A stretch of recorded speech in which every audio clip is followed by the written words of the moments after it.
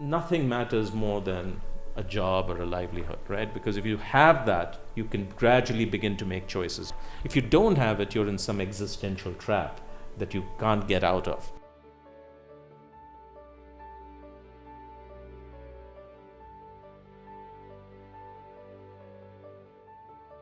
The scale of the livelihoods challenge it's mind-boggling. One of the big things that have come out is just how many interrelated issues there are. Access to education, access to currency. Economic, climate change, urbanization. Constant civil unrest and political chaos. Illness. Barriers to opportunities for women in particular. State institutions that were often too corrupt, too weak, too inefficient. Any solution has got to really impact hundreds of millions of people, otherwise it's not going to make any dent at all. So can you see us, Rockefeller?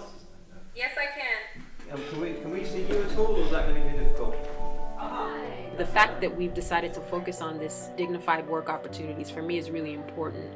It's not enough to just have work. It's important to have decent work and work that is fulfilling and work that enables you to live fully as a human being and exist and thrive. My name is Rockefeller Paley, and I'm a PhD student at the University of London's School of Oriental and African Studies. In the US, it's just like you have to be big or go home.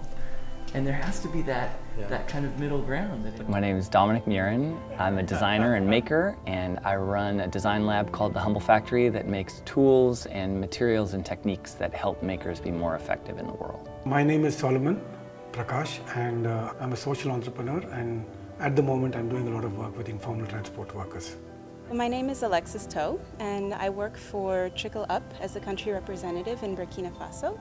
And the focus of my work is to enable women in rural Burkina Faso who are living in extreme poverty to develop sustainable livelihood strategies. Even though I was at Microsoft in a job I loved, I kept asking myself the question, am I doing enough with the skills that I've got? My name is Sean Blagsvit, and I am the CEO and founder of babajob.com, and we are an informal sector job site to help the poor find better jobs on their phones in India. Thank you so much. Good morning, everyone. Are you awake? Yes, sir. Okay. So a little bit about me. I was born and raised in Rwanda, in Kigali, and was having a normal life, like a normal kid. And then the war broke up in 1990. That's when I started understanding actually the meaning of poverty, the meaning of vulnerability. You have your parents, you have your social network. Suddenly you have no one, and you have to rely on yourself. Depending on where you are in life, you experience a different kind of livelihood, but there's something that you carry away, which is your capabilities.